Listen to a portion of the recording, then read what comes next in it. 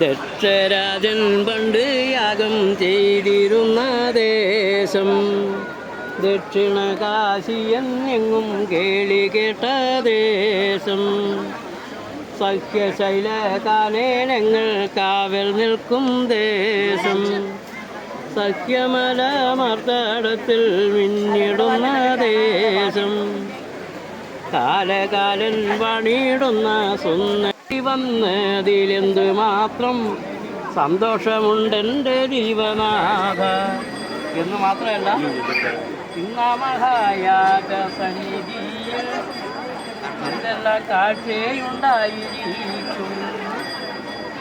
ആ യാഗസന്നിധിയിൽ ഇപ്പോൾ മാനവരുണ്ടാം, മുനികളുണ്ടാം, മാനിനി ജാലവുമേറെയുണ്ടാം.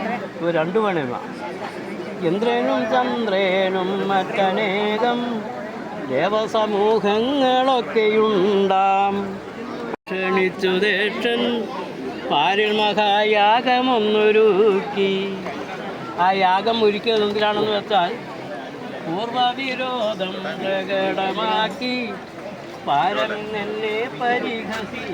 ക്ഷണിച്ചു ദേഷൻ പാരിൽ മഹായാഗമൊന്നൊരുക്കി. ആ യാഗം ഒരുക്കിയത് എന്തിനാണെന്ന് വെച്ചാൽ, പൂർവവിരോധം പ്രകടമാക്കി പാരമെന്നെ പരിഹസി.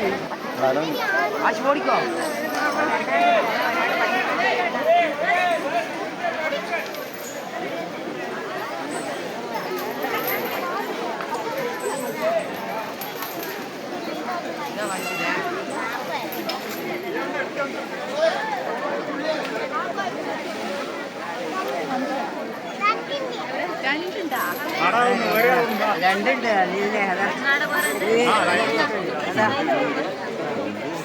മറ്റത് പിടിയാനേ, മറ്റത് പിടിയാൻ